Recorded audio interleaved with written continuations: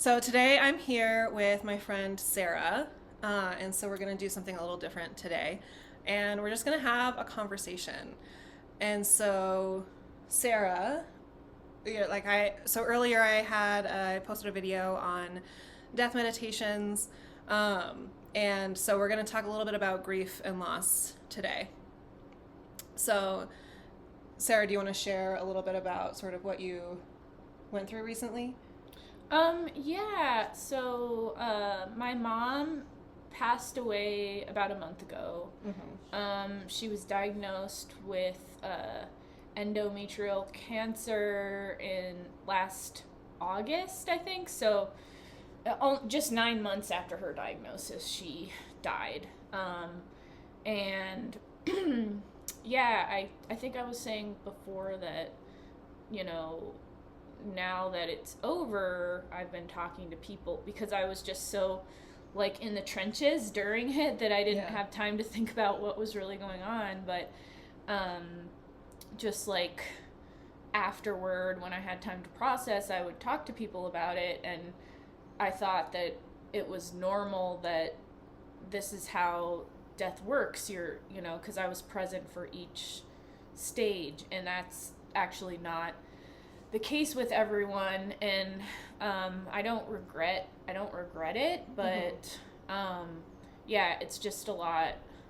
Yeah. It's a lot different than when you get a phone call saying, your close family member died, or your mom. And I think losing your mother is a lot different as well as losing Yeah. compared to losing other people. So I follow these Instagram accounts that are like motherless daughters and stuff, and I watch videos and just to kind of like help me grieve lately. But yeah, it was very graphic. It was very disturbing at some times, and um, just just but it gave me something. Like, I feel like I appreciate that I was there for each step because I wanted to be there. I wanted to tell her that it was okay, and I didn't want her to be scared, and I wanted to tell her that I loved her over and over again. Yeah. So, yeah, I don't know. It just gave me a different perspective about death. I was always really afraid of it. Mm-hmm. I still am afraid of it, but it's just watching it and being so close to it was very surreal. Um, so it's still not really real, Yeah. Yeah. It's still a shock. So Yeah. No, I think that makes total sense, and I don't, I think especially one of the things that I've talked about before is just in our like U.S. culture, we have this distance with death, and part of that I think is the fear, is that sort of thing, but it also creates a sort of denial, and it also I think adds to some of that fear and mysticism around it that makes it this sort of big scary thing, or that makes it also sometimes easier to just sort of um, brush away or like suppress its impact. And I think part of what I hear you describe and some of the things that we've talked about is how impactful it is to witness it. And also it sounds like there was a lot of like meaning and like healing, like like I don't know if you feel that it was healing necessarily, but your ability to be present with your mom through each stage and to be able to say, I love you and I'm here with you. I think that's because I think, I know that's, a fear or a concern that I've had at different times, is that, like just dying alone, right? Or being alone yeah, in a time when you're in pain or suffering. And I feel like, there's parts of me that like just like how like wounded animals and like cats will like go hide and die, kind of a thing. Like there's definitely an element of that I think is true for us as humans too, or like, no, we don't want anybody to like see this part. My mom did do that. She kind of isolated herself a bit, even from close family members and friends. She kind of, and they didn't understand it. They were like, I want to come see you, Yeah. before you're gone, and she just wouldn't. So there was definitely like a select few people who were able to be there, and I'm so glad that I was like one of those people. Yeah. Yeah. What do you think, you know, in the talking to other people, right? Because I think this is something that I think about or get frustrated with, where it's, you know, I get frustrated sometimes where like, why can't we just like talk about this? Like, why can't like people get so cagey about things? And I get it. And at the same time, you know, for you, as you've been going through this process and as you've been talking to people, like what conversations have been helpful, or, you know, or what do you wish you would be able to, like, you could just be more honest or open about? I think the hardest thing are the people that are just like completely not in touch with like emotions, I guess, and they'll literally say things like, oh yeah, I wouldn't, you know, someone told me that they wouldn't care if their mom died, or they wouldn't cry, like they would care but they wouldn't cry if their mom died, and I'm like, that's not really helpful. You know, I don't know, it's just a weird thing to like share, like they were basically just saying, I don't understand why you're sad, you know, and it's like, what do you mean? Like, I she was my best friend, you know, like, so those people are just like, it's not that it's like, it's just weird, you know. It's like, why do you say, why would you say that, like? Well, and I think it goes like, everybody comes at conversation, especially like these like heavier conversations, or like or conversations around more difficult topics, or like less common, or, you know, they're not the bright and bubbly topics, right? But it's like through the lens of our own experience. And so, you know, I think, and especially with death, what I found too is, you know, when someone shares that somebody died or they've experienced a loss, sometimes the like impulse is to go to like, what would like, how would I, like, what would happen if my brother died, or if my mother died? And it's like, oh, I really don't care about, you know, like, or whatever. I have this like different relationship, and it's sort of, and it's this weird thing that happens with people, like what you're saying, where it's like, I'm sharing this thing with you, and I'm being vulnerable with you or open about my experience, and instead of like engaging in that present, like staying like present with what I'm sharing with you and why I'm sharing it with you, which is, you know, for support, or just to share it, or just for awareness, or whatever it is, you're immediately going into processing your own stuff. You know what I mean? Yeah. And then it creates that disconnect, because now it's like, I didn't ask about your relationship with your mom. It's like awkward. Literally. And I'll tell you one story that that you just like made me think of that was totally awkward. It's like, I had interviewed for a job in the midst of my mom dying and everything. I needed to have a job because I don't know, like, you have to have a job to live and pay your bills or whatever.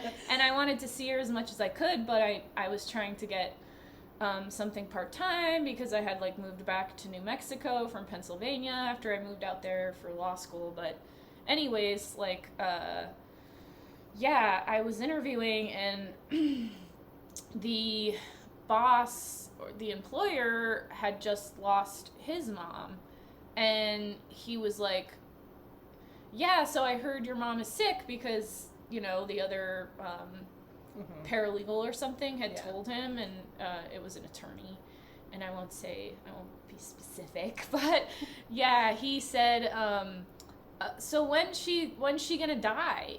And I was just like it was like part of the interview, like it was, and I was like, I don't know. They say in a couple months, or it could be a couple months, or it could be, you know, a couple years. They don't really know, you know.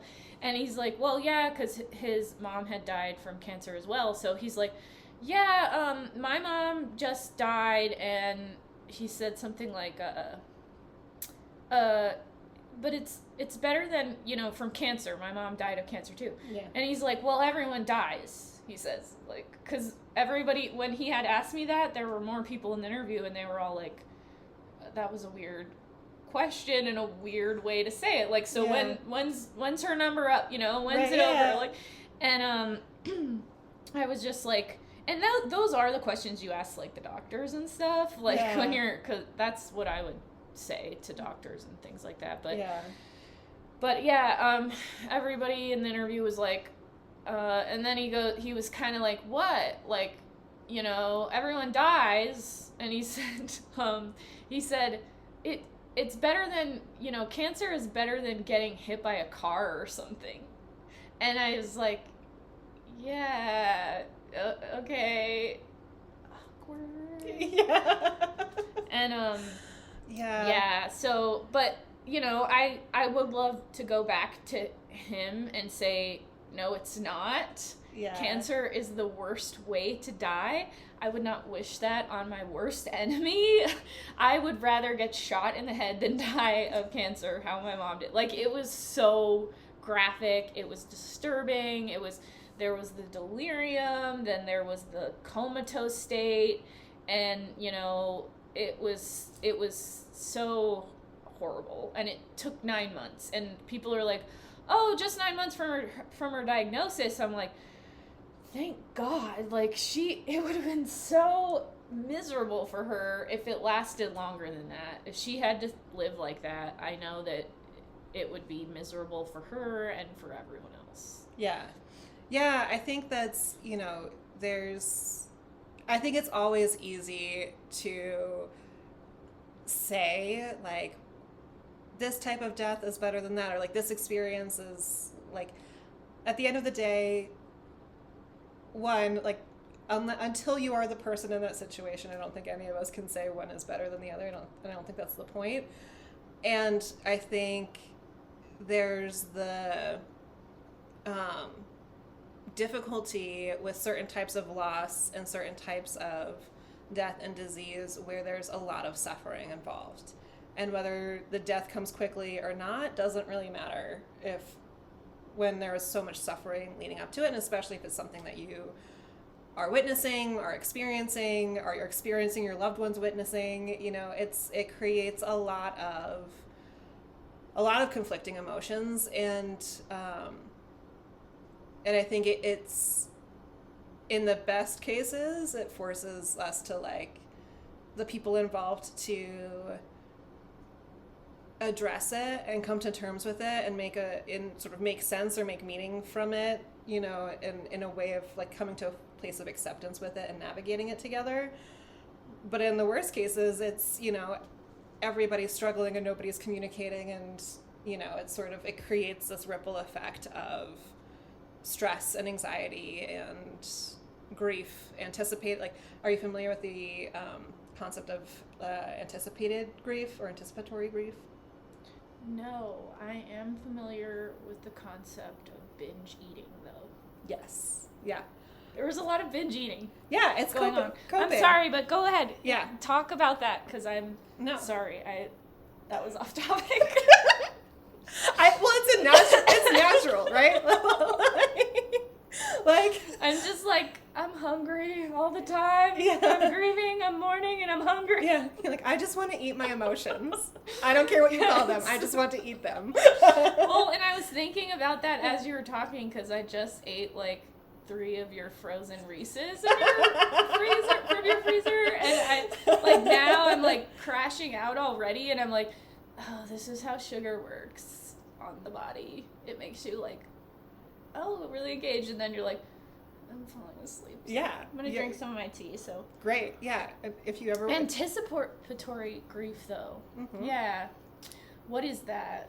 So it's when you know that a loss is coming, and so whether it's an actual death or, like, the end of a contract or a relationship or, you know, whatever it is, where you can feel... And sometimes you know, and I think especially in cases like cancer or other terminal illnesses, it's a common thing where you already know that death is imminent, even if you don't know exactly when. And so what happens is the people, like, the person who's dying, they might experience it for themselves, but they're just trying to, like, you know, navigate this process, but the people around them start acting as if they're already dead, or in that kind of space of like, you know, not knowing how to act or how to be, because it's a death, it's a slow death. Yeah.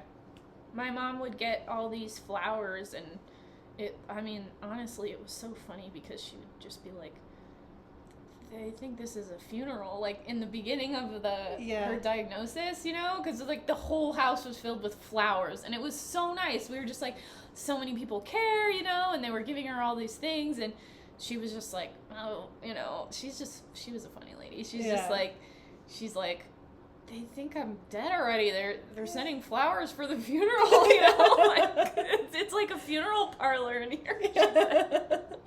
And then like, yeah, we eventually like we got so fed up with the flowers because we were in denial, you know, so we were like, oh, more flowers. Can't they just send us like a DoorDash gift card or something? Like, we just want to eat. Like that's how we were. But the anticipation, I can see that I felt that. It was weird, you know, and my aunt texted me like the day that my mom died, and she was texting me every day almost.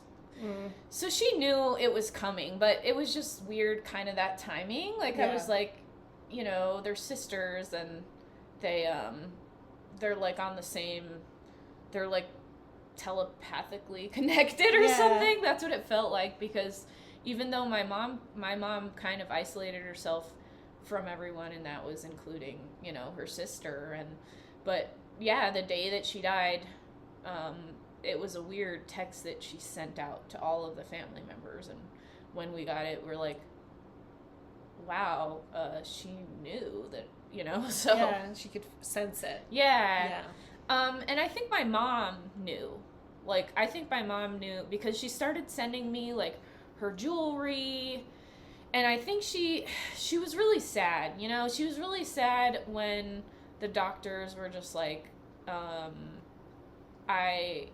there's nothing, you know, like they were really, once they would like have that face, like she knew. She was just like, oh, this is sad.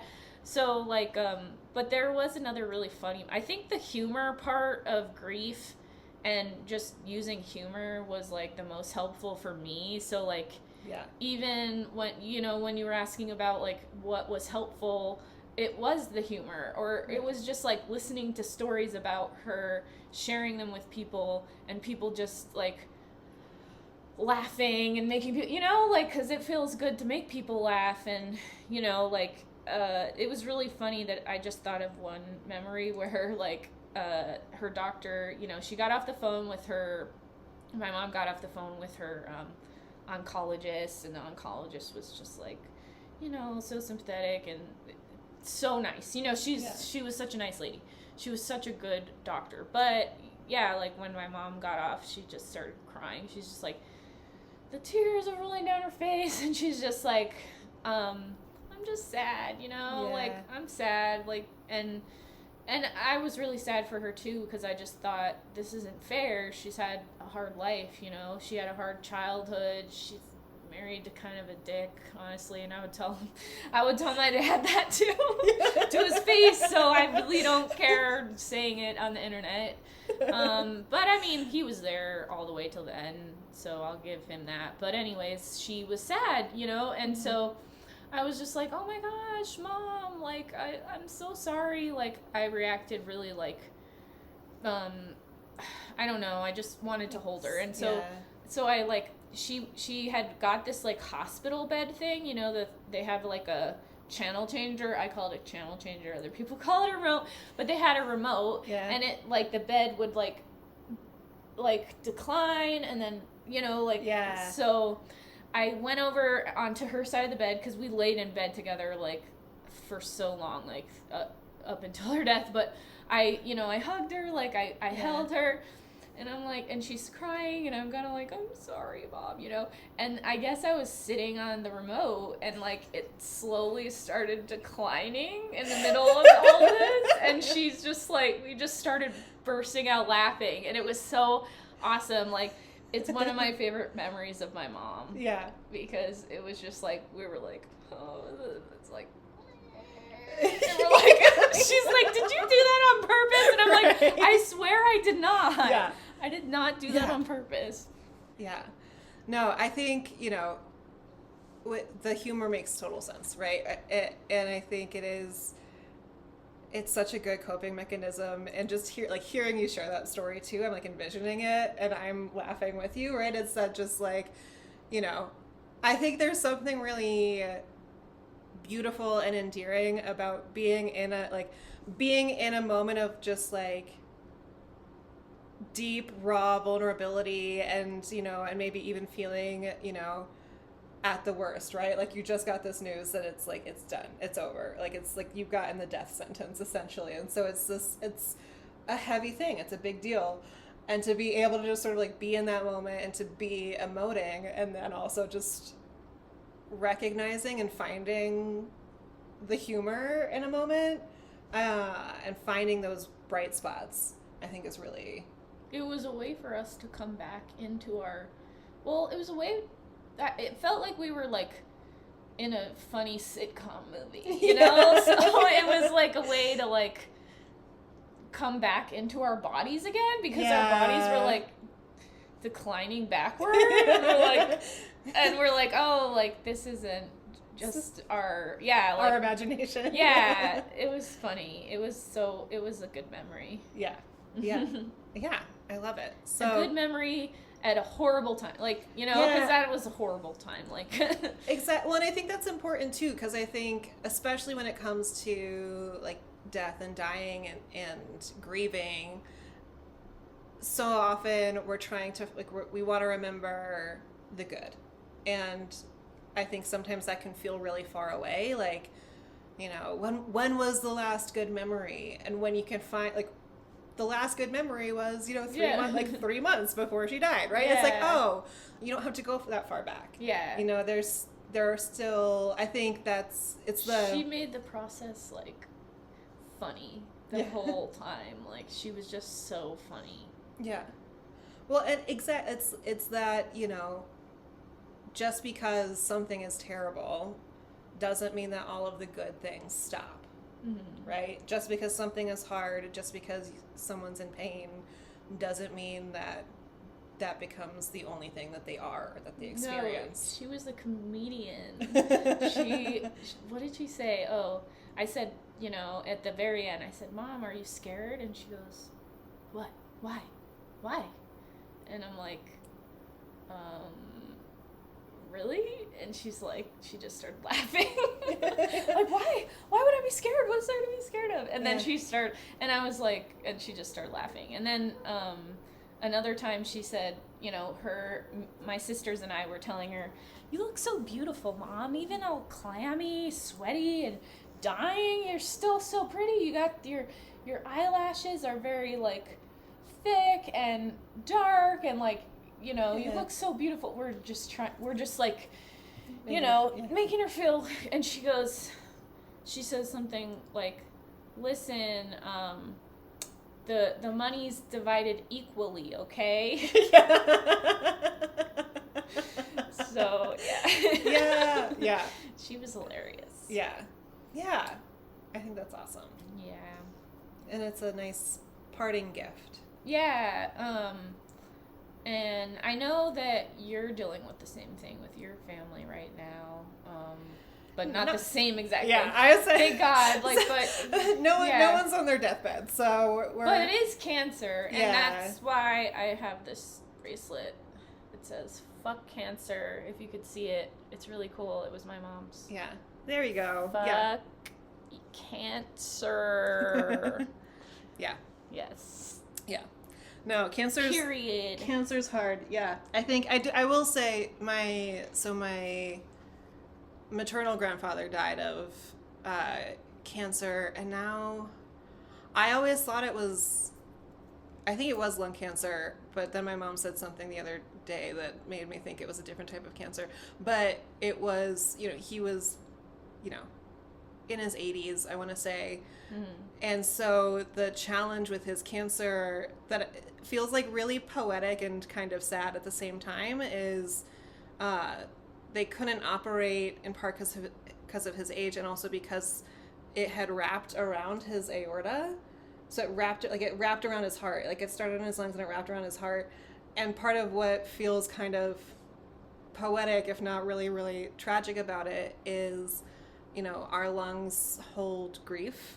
Like, if you ascribe to like Chinese medicine, or sort of some of those, like the energetics of emotion, and we had lost my grandma only a couple years before, and they were two peas in a pod. I don't know if the relationship was always super healthy, but he was with her up till the end, and caring for her, and she died of dementia. But that's that was that's like on the same level as that was cancer. Rough. Yeah, that was rough. That was and that was one where when she died, so she had dementia for years, as is what happens. It's a degenerative disease. And it was before I left for Peace Corps, so it was 2010. And I was doing, when I was in my 20s, I would do this thing before I would go on a big trip, where I was going to be be away for several months. I would do my farewell tours, how I started to joke. So I'd either take a road trip and visit a bunch of friends. And so this time I had gone to Portland to see my sister, and then up to Seattle to see a couple friends. Then I was flying to Seattle to Ohio, where my parents lived, or my grandparents lived, to visit with my grandparents, one more time. And, my mom called me the day that I was traveling from Seattle I was taking a red eye from Seattle to Ohio. And she was like, the nurses are saying that she's close to the end, and so just be prepared, because when you get there, she might be close to death. And so she died that night, or early that morning. So by the time I landed, she had passed away. So they took me right to the care facility where she had been. And so I saw her before they had done anything, and that was I feel like my grandma would not be happy about that, because she was sounds similar to your mom, where she cared about her appearance. But yeah, it was kind of a disturbing sight to see. Yeah, my mom, so did they allow you to well, so what was really weird, I didn't know this, but the hospice nurse allowed us to dress her and take her out of the hospital gown and and do her makeup. It was so awesome, because that's the last image that I have of her, is how beautiful she was, you know, and she never liked having her hat or her wig off, because her buzz cut, she didn't like it, so we were allowed to put her wig on, and so that was amazing. I thought that was amazing, because she loved us doing her makeup, she loved us doing her hair. She was really into, and so it when she was in the hospital, it was horrible, the ER and the hospital were pretty much hell on earth. And she just, it was nice to be able to make her look like she did before she had to be in that hospital. So no, so I wasn't part of that. I think they might have, though, but it was just it was a really weird experience of I got off the plane, one of my grandparents' neighbors picked me up from the airport and took me right to the facility, and my grandpa was doing something, he was I can't remember. He wasn't right there. So they took me into the room to see her, and then my grandpa showed up, and then, I went back to the house while my grandpa finished up, his stuff there. So it was just this it was a very surreal kind of experience of okay, this is. Oh yeah, I mean, I saw one of my best friends get you know, wheeled away in a casket like a few years before this, and then another best friend of mine died last summer. He was cremated though, so but yeah, it was so weird when my mom was like taken away in the, what do you call them again, the hearse or the hearse? It's a hearse, right? Yeah. So they rolled her onto this thing and then just wheeled her into the hearse, and it was so weird. And we watched. It was very surreal. It was me, my dad, and my sister, and we stood outside in the driveway of our like childhood home and watched her get wheeled into this hearse and driven away. And it was kind of funny because my sister was like, "Bye, Mom," and she waved. Yeah. And it was just so ridiculous. Like, it was like... It sounds like something I would do, though. Yeah. It was just like, as if she's like going, bye. Like, bye, see you later. Yeah. See you on the other side eventually. And I was just like, oh my gosh, this is the weirdest thing in the fucking world. But... Yeah. Yeah, it's just, I think it's that,